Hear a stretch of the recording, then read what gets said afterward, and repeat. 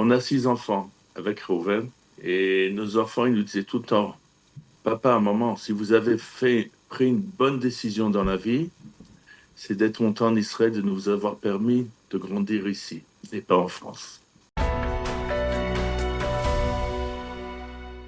Eh bien, ce matin, en cette journée du Yom HaZikaron, nous sommes en ligne avec Eric Shishportish. Eric, bonjour. Bonjour. Je voudrais rappeler que vous êtes le père de Reuven Shishportish. Reuven, on va donner son nom en entier. Reuven Yechia Avraham Shishportish, Zichrono Livracha, qui est tombé au combat le 7 octobre. Alors, avant de revenir sur ce qui s'est passé cette terrible journée, je voudrais que vous nous parliez de votre fils, de Reuven, qui il était quand il était jeune, adolescent, garçon, et qu'est-ce qu'il a fait dans sa vie, qui d'une certaine manière, même si elle a été très courte, trop courte, eh bien, le distinguait d'une certaine manière. Reuven est né en France, à Gonesse, l'hôpital de Gonesse, on habitait Sarcelles. Le 25 décembre 86, on avait convenu avec ma femme qu'il rentrerait au cours préparatoire en Israël pour lui faciliter sa clita en Israël. C'est marché ainsi, donc. À l'âge de 5 ans et demi, on est monté en Israël. Il est rentré au cours préparatoire et il a commencé ses études de primaire. Et dès son plus jeune âge, on a fait attention à une chose, c'est qu'il avait une qualité à toujours protéger les faibles ou d'amener les gens qui étaient en dehors des groupes, les amener dans le groupe et les aider à s'insérer dans les groupes. Rakar, il est arrivé à l'âge de 15 ans. Il a voulu l'Etnadev Bemada. Porté volontaire. Parallèle de ses études. Mm-hmm. Il était en Kita. Il allait monter en Kita en 3e. Vela a commencé ce qu'on appelait en Israël Tifeda Shnia. Il y avait Kimat, surtout à Jérusalem, Kimat Kol Shavua. Il y avait des attentats suicides à Jérusalem.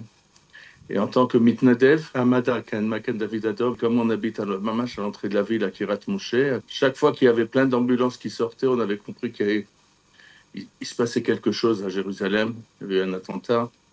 Il descendait, courait, montait dans la première ambulance. Il arrivait avec les premières ambulances. J'essayais de pas lui parler, de lui dire, Reuven, tu n'as qu'à 15 ans, tu vois des choses que tu ne devrais pas voir à ton âge. Laisse les adultes s'occuper de ça. Il m'a dit, ah bah, je sais que ce que je vois sont des images horribles. Aval, le fait quand tu arrives dans les premiers, tu arrives à sauver une vie, 2 vies. La satisfaction de cette chose, c'est un meilleur, beaucoup plus grand que ce que je vois. Et comme ça, il s'est habitué. Quand il a fini son bac, il devait rentrer à l'armée. À l'armée, il s'est dit, non, je vais faire une année de préparation militaire. Il est rentré à la Mechina, à l'école de préparation d'Atzmona. C'était en 2005, parce que c'était l'année du retrait du Gush Katif. Il a vraiment vécu ça comme quelque chose de faux, quelque chose de... Il était un des derniers à être sorti du Gush Katif. Il allait aider les gens qui vidaient leur maison. Il a fait une 2e année pour aider le Rav Rafi Peretz, qui était le responsable de la Mechina. Après coup, il était ministre de l'Éducation. Et il était pilote dans l'armée. Il a aidé à remonter cette école militaire dans un autre endroit. Et au mois d'avril 2006, il a commencé son service militaire. Il cherchait la chose la plus significative pour lui. Il est rentré à la Chaïtet. Les commandos marins. Il a commencé son pasloul. Et il a vu qu'il allait là-bas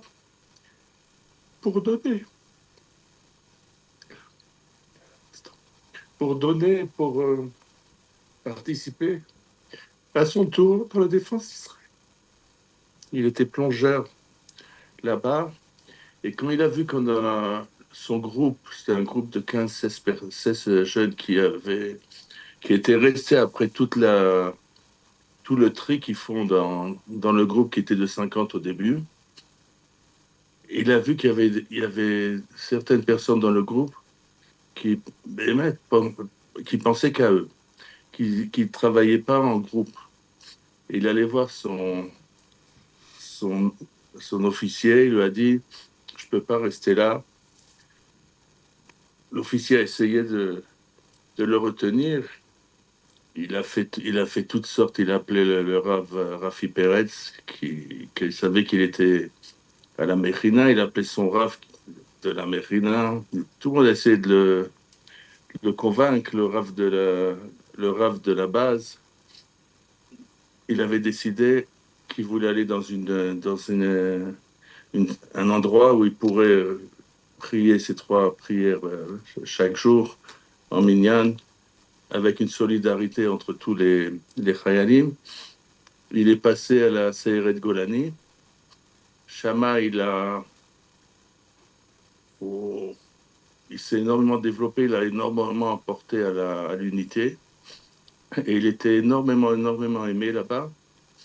Il a fini son service militaire. Avant qu'il finisse, il a fait le cours Makim. Il a été nommé comment on dit, le Mitzayen, le plus distingué du cours. Le plus distingué de tous les groupes de tous les groupes des Sayarot, de toutes les Sayarot qui étaient là-bas.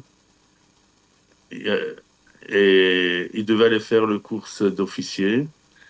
Et il a refusé, il a dit non, mon but c'est maintenant de me marier. C'est une bonne chose qui est fait comme ça. Quand il a fini son service militaire, il a connu une jeune fille et il s'est marié. Et ils ont vécu 2 ans aux environs de Jérusalem. Après 2 ans à Jérusalem, il a entendu qu'avec l'installation de 2 Yishuvim, Cholot Chalutza, le long de la frontière égyptienne, Pina, au coin entre l'Égypte et la bande de Gaza. La bande de Gaza, quand même. Ils devaient monter 2 nouveaux villages pour les gens de Hatzmona, où il y avait la Mechina qu'il a fait. Et le deuxième, c'était Bnei Netzarim. Alors, ils sont allés à un groupe de jeunes qui avaient étudié à la Mechina, des jeunes couples, un groupe de 12 jeunes familles, et ils se sont joints à ça, ils ont monté un 3e village, le village de Shlomit. Mm-hmm. Et son but, c'était vraiment d'habiter proche de la bande de Gaza, parce qu'il était persuadé qu'avec toute l'injustice qu'il y avait eu au Gush Katif, quand ils ont évacué tout le Gush Katif et ils ont tout démoli là-bas, il savait qu'un jour viendrait où on reconstruirait là-bas des villages. Et il voulait être dans la première rangée le jour où il y aurait cette décision, prendre sa famille, aller monter des villages là-bas. Alors, et c'est en fait effectivement dans ce contexte qu'il a intégré, on va dire, l'équipe d'urgence, de sauvetage d'urgence, l'équipe d'intervention d'urgence de Shlomit. Et cela nous amène au 7 octobre. Quand ils ont monté le village, il n'y avait rien. C'était des dunes de sable, il n'y avait pas d'oiseaux, il n'y avait pas d'arbres, il n'y avait rien.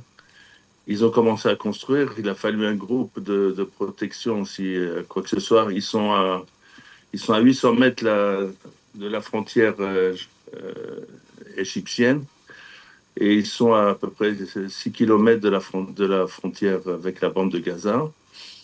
Et il était volontaire dans ce groupe d'intervention et il a construit là-bas sa maison. Et quand on est arrivé en 2023, il venait juste avant les fêtes de fêter la bat mitzvah du Yishuv. Le jour du 7 octobre, la veille, ils ont dansé, ils ont dansé, ils étaient tous très contents dans le Beth Knesset du Yishuv. qui comptait à l'époque 75 familles, quoi, après 12 ans. Et le matin, il s'est levé. Et dès qu'il s'est levé, la situation, le nombre de tirs de roquettes et de missiles, Mhm. il a tout de suite compris, il a dit à sa femme, rien quand il s'est levé avant qu'ils sortent de leur chambre, même, il lui a dit, c'est une couverture pour l'entrée de terroristes dans, dans notre zone. Ils sont vite pris leurs enfants, leurs 4 enfants, et ils sont descendus au Miklat, dans leur Miklat, qui était Mamad, qui était dans le premier étage, au rez-de-chaussée. Les ont mis, il a dit, il a pris son arme, il s'est habillé, il a dit, je vais surveiller que les terroristes ne s'approchent pas de notre village. Mais il était sûr que ça viendrait d'Égypte, 800 mètres. Et il est resté un moment là-bas, et il a vu que c'était calme. Il est revenu dans dans sa maison, il est rentré dans le mamad, il a dit à sa femme, maintenant je sors, je vais organiser la défense du village. Il est sorti, il a réuni le groupe d'intervention, il a commencé à parler avec eux, et à ce moment-là, il a reçu dans WhatsApp, il a reçu un message que des terroristes sont rentrés au village Prigan, qui se trouve à une dizaine de kilomètres de Shlomit. C'est un village plus ancien. Les jeunes sont tous partis à la ville. C'est surtout des parents âgés, des grands-parents, des choses comme ça. Et quelques familles avec des enfants. Et il a dit à son groupe, vous n'êtes pas obligés de venir. Il y a des juifs en danger. Je vais aider à les protéger. Ceux qui sont sortis avec lui, ce sont ses meilleurs amis. Ils avaient énormément confiance en Reuven. Et ils sont sortis, ils sont arrivés avec plusieurs voitures. Ils sont arrivés, leurs voitures personnelles, ils sont arrivés à Prigan. Et ils ont commencé à chercher où étaient les terroristes qui étaient déjà dans les maisons. Les gens des maisons, ils étaient enfermés dans leurs mamades, leurs chambres de protection. Et après une crave assez longue, celui qui était à côté de Reuven dans la crave, Avia de Gad Cohen, Hachem comme Damo, est tombé. Reuven, je pense il a essayé de le sauver et de le tirer. En le tirant, il était à découvert. Et quand il a voulu s'occuper de lui, il était à découvert et il a été touché par une balle et lui aussi, il est tombé. Et les deux sont morts. Comment on perpétue le souvenir d'un homme qui a tout donné, y compris sa vie, qui a donné à l'autre, qui était altruiste de manière absolue. Comment on fait pour perpétuer son souvenir aujourd'hui, après 3 ans, presque 3 ans, 2 ans et demi? Il était tellement aimé, Reuven, qu'il y a des choses qui ont été faites par des gens qui l'ont connu. À Pedro Marchevron, Michéou, Bana, Tatspit, comment ça s'appelle une Tatspit en français? Dans un panorama. Un panorama sur un endroit haut, comme une pergola. Et là-bas, il a mis à la mémoire de Reuven pour que les gens qui y vivent, il a mis des panneaux pour amener les gens jusqu'à là-bas. Et il y a une très belle vue. Après, il a été construit à Shlomit par ses deux frères à Mikvé pour les hommes. Il y a eu Arnassat Sefer Torah à Shlomit en présence du Nassi à Medina qui a voulu participer parce que l'histoire de Shlomit l'a énormément touché. Comment des gens quittent leur famille leur famille pour aller défendre des gens qui connaissent pas, qui connaissent pas. Le lendemain de Lag BaOmer, ils vont inaugurer à Shlomit un Beth Knesset à la mémoire de ceux qui sont morts. À Shlomit, il y en a 4 qui ont été tués le 7 octobre. Ils ont aussi construit aussi un endroit haut, un panorama pas loin de Shlomit. Quelque chose de très, très, très beau qu'ils construisent à chaque fois qu'ils ont des dons, des choses comme ça. Je conseille aux gens d'aller, c'est quelque chose de magnifique. Il y a un petit livre qui a été écrit par les jeunes qui étaient avec lui à la Mechina à l'âge de 19 ans. Et tout ça, ce sont des choses que les gens ont décidé l'évade. Mhm. Au marathon de Jérusalem qui a eu lieu vendredi, il y a un groupe de gens de Milouim qui faisaient les Milouim avec lui. Chaque année, il court le Khatsi Marathon à sa mémoire. Et Reuven était sportif. Il faisait le marathon de Jérusalem, les 42 kilomètres. Il aimait Jérusalem. Il a grandi ici. Et c'est pour ça qu'il a été enterré à Herzl, mais pas à côté de le village où il habitait. Et, et il avait l'habitude de mettre des chants, les anciens chants d'Israël. Dans son téléphone, il avait deux appareils d'écoute dans les oreilles et il courait tout le truc en entendant des chants. Alors, qu'est-ce qu'ils font chaque année? Ils prennent une poussette d'enfant, ils mettent une marechette, Un haut-parleur. comment ça s'appelle? Un haut-parleur. Un haut-parleur et, avec très très fort et ils courent en poussant la poussette avec de la musique. Qu'il Et tous entende. les gens ils sont surpris, mais j'en cours et eux avec la musique, ils disent pas qu'est-ce que c'est? Et à chacun ils expliquent la mémoire de en fait.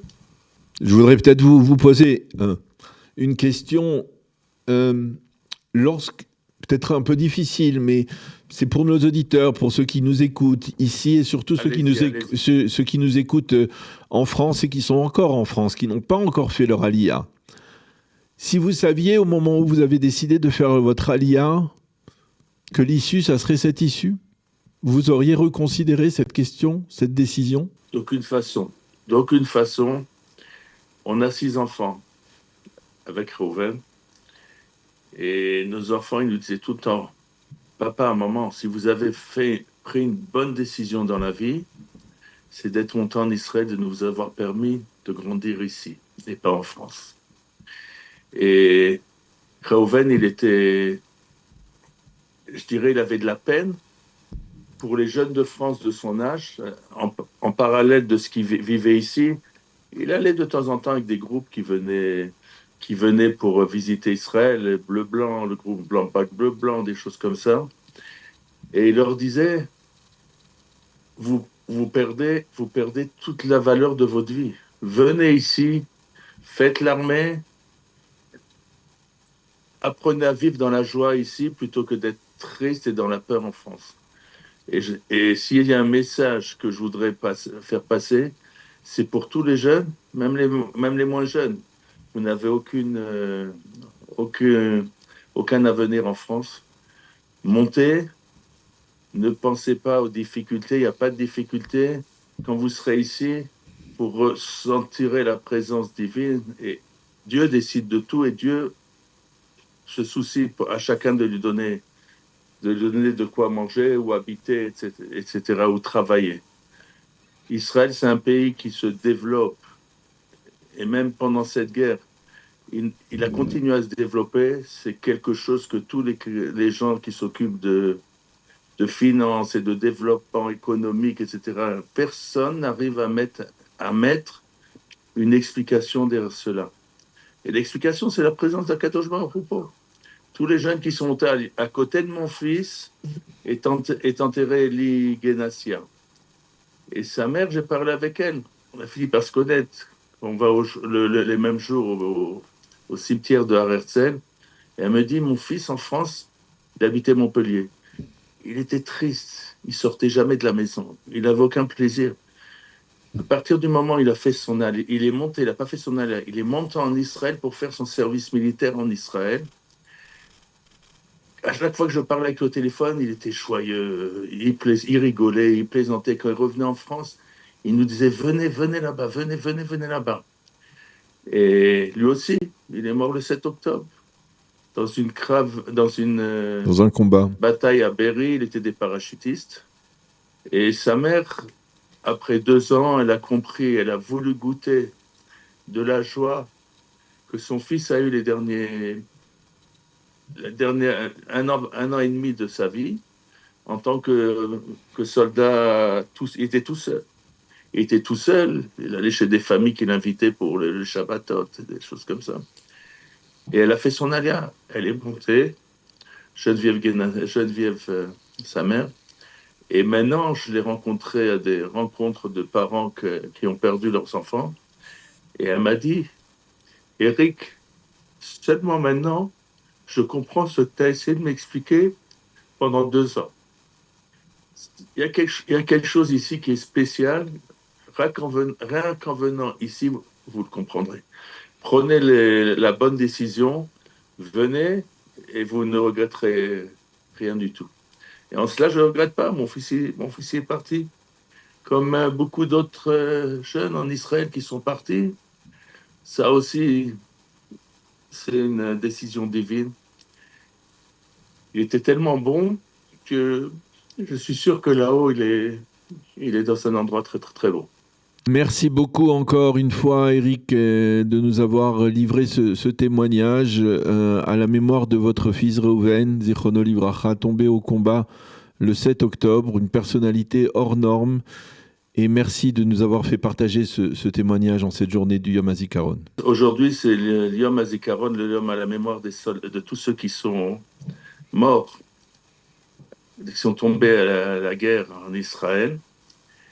Et ce soir, on va passer du jour Yom HaZikaron Hazé à Yom HaTzbaout. Yom HaTzbaout, c'est le jour de l'indépendance de l'État d'Israël.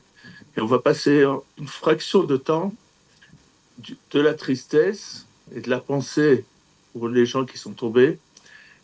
À la fête d'indépendance, ce serait le 14 juillet en France, où tout le monde chante, danse dans les rues, tout le monde est joyeux.